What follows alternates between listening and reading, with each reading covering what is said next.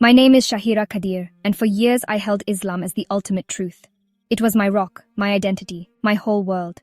That was until one verse turned my understanding upside down. I was brought up never to question. Islam was flawless. The Quran was the final word. Then one day I encountered a verse that rattled me deeply. It wasn't criticism from an outsider. It was right in the book I had trusted all my life. What was it about this verse? Why did it force me to rethink everything I believed? What happened next changed my life forever. And if you're battling doubts or have ever felt that something just wasn't right, I want to share my journey with you. But before we continue, please subscribe so you never miss any of my crucial videos. Comment "I subscribe" below and I'll personally welcome you to our community. Let's begin. I was born into a deeply devout Muslim family where faith wasn't just a belief, it was our entire existence. From the moment I learned to speak, I was taught to recite Quranic verses. My parents made sure I understood that Islam was the supreme truth, the sole route to God, and that questioning it was never an option. Every day I prayed 5 times, bowing in complete submission. I fasted during Ramadan, memorized surahs, and wore my hijab with pride, convinced it was my duty as a Muslim woman. In our home, everything centered around Islam. We celebrated Eid with joy, steered clear of anything deemed haram, and followed every rule to the letter.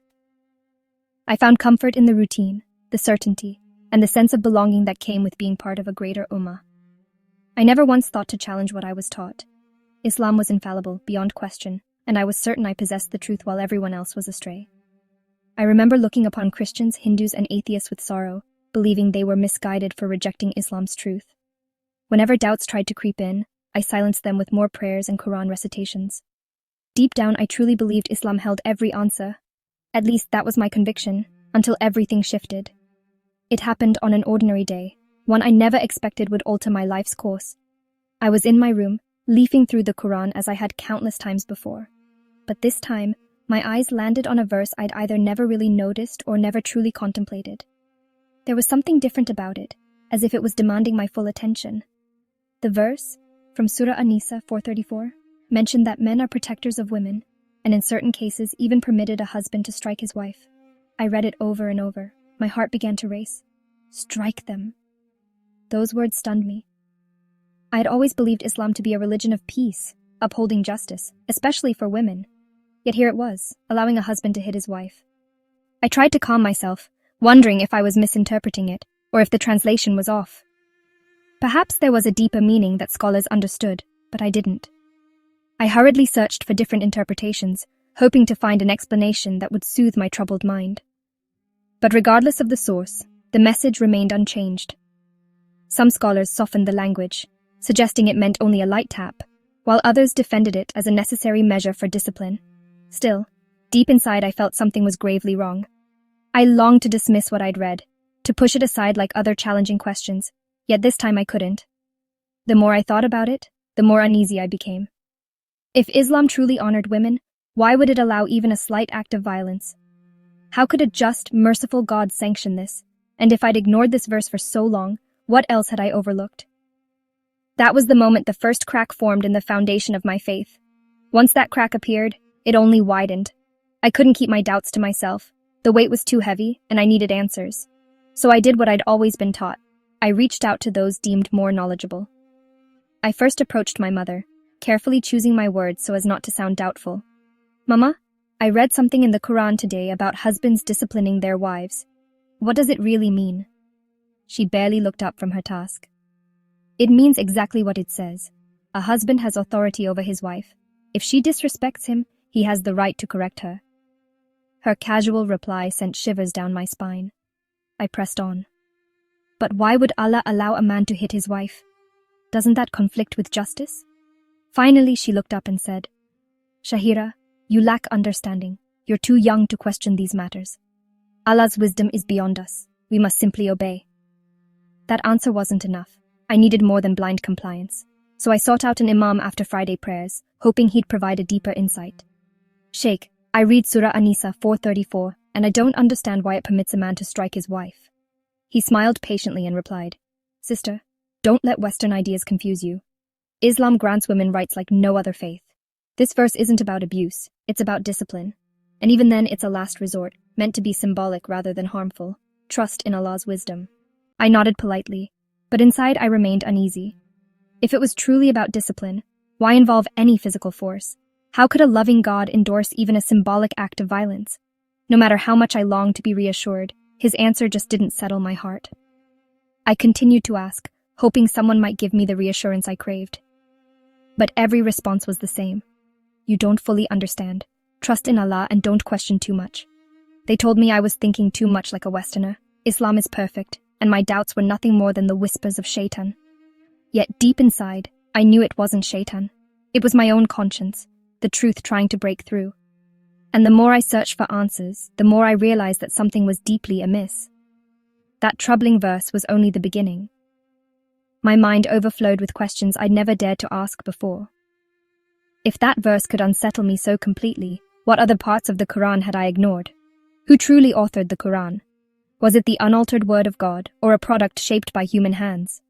The deeper I delved, the more contradictions I uncovered. Islam teaches that the Quran is perfect, unchanged, and the final revelation from God.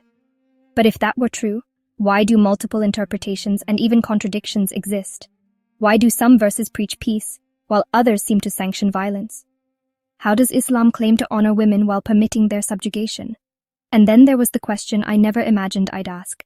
Why is Jesus treated so differently in Islam than in Christianity? Growing up, I was told that Jesus was merely a prophet, nothing more. Yet as I read on, I realized that Jesus was portrayed as unique. No other prophet was born of a virgin. No other prophet was called the Word of God. No other prophet performed miracles like Jesus did, and yet Islam reduced him to just another messenger. Why?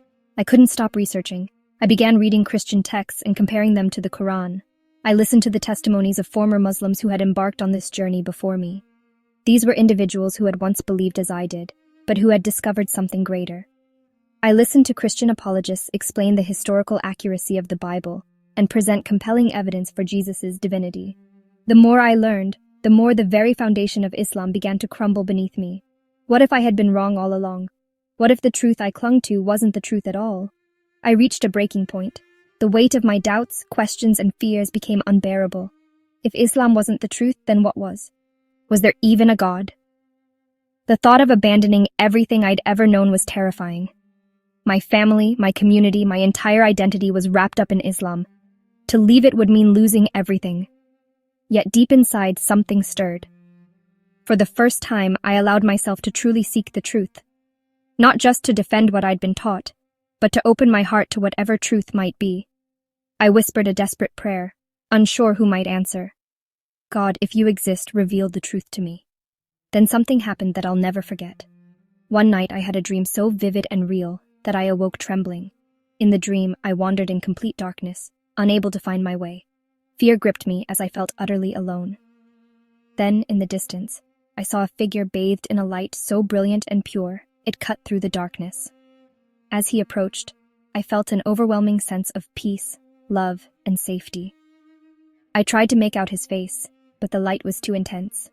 Still, deep in my spirit, I knew who he was. It was Jesus. Without uttering a word, he communicated directly into my soul. I am the way, the truth, and the life. I woke up gasping, my heart racing as those words echoed in my mind. I am the way, the truth, and the life. I had heard them before, spoken by Christians in the Bible, but why would I be hearing them now? Why would Jesus reach out to me, a Muslim woman, at my moment of deepest doubt? That was the turning point. I could no longer ignore what was happening. Jesus was calling me, and for the first time, I was ready to listen. From that night on, I couldn't disregard what had occurred. Jesus had reached out to me in a way I never expected amid my confusion. Yet I still had so many questions. Who exactly was Jesus? Was he simply a prophet as Islam claimed, or was he so much more? I began reading the Bible, not to debate it, but to understand it deeply. What I discovered left me speechless. Jesus wasn't just another rule-bringer. He embodied love itself. He healed the sick, forgave sinners, and embraced the outcasts. He never demanded blind obedience. Instead, he invited people to come to him in faith. Rather than commanding husbands to strike their wives, he urged them to love their wives as Christ loved the church, with selfless, sacrificial love. Instead of advocating violence, he taught his followers to love their enemies and pray for those who harmed them. With every page, my heart grew softer. For years, I had feared a distant God, ever watchful, ready to judge and punish. But Jesus showed me a God of love, a Father not waiting to condemn me, but to rescue me. A God who didn't require endless rituals or the pursuit of perfection, but simply asked me to trust in His grace. For the first time, I felt a peace that Islam had never given me. No more fear of not being good enough. No more pressure to earn God's favor through flawless performance. Jesus had already made the ultimate sacrifice, paving the way for me. And in Him, I finally found freedom. Yet as the truth of Jesus filled my heart, a new fear emerged. What would happen if I left Islam? I knew too well the cost of such a decision. Leaving Islam wasn't merely a change in belief. It meant risking everything. My family, my community, even my own safety. I had seen what befell others who took this path. Some were ostracized, others threatened, and a few even lost their lives. I thought of my parents, the crushing disappointment and heartbreak they would endure. Would they disown me? Would they ever speak to me again? The thought was unbearable. For weeks I wrestled with this fear. I prayed, I wept, I begged for guidance. And every time doubt crept in, I heard that echo. I am the way, the truth, and the life. I couldn't unsee what I had seen, couldn't unhear what my heart now knew. Then it hit me. I had lived in fear all my life. Afraid to question, afraid to fail, afraid of not being enough for God. But Jesus brought no fear. He offered freedom. And so, I made my decision. No matter the cost, I would follow Him. When I finally told my family, it was far more painful than I'd imagined. My mother wept uncontrollably. My father's face hardened with anger, and my siblings refused to speak to me. I was called a disgrace, a traitor, a fool seduced by Western influence. Some relatives completely cut me off. The pain was excruciating, yet amid that agony I felt something divine. For the first time, I wasn't afraid. I wasn't alone. The truth had set me free, and even though I lost so much, I gained something far greater. I found the one who would never abandon me, the one who loved me before I even knew Him. No matter what happens, I know that following Jesus is worth every sacrifice. If you're watching this and questioning everything you once believed, know you are not alone. I understand how terrifying it is to doubt what you've always known. But let me share something that transformed my life. Truth isn't afraid of scrutiny. If something is real, it welcomes questions rather than demanding blind obedience. It invites you to seek, to inquire, to knock. And Jesus promised that those who seek will find. I never imagined I'd leave Islam. I never thought I'd find myself here sharing my testimony. But when I earnestly asked God for truth, He led me to Jesus, the only one who could fill the void in my soul, the only one who could give me the peace I'd been searching for all my life. If you're searching too, I encourage you to keep going. Dive into Bible study, ask the hard questions, and above all, pray. Ask God to reveal the truth, and I promise He will. One verse made me question everything, but ultimately it guided me to Jesus. If this video resonates with you, please subscribe to the channel so you never miss another essential testimony. Share it with someone who needs to hear it, and comment "I subscribe" below so I can personally welcome you to our community. Remember, you are not alone. Keep seeking the truth, for it will set you free.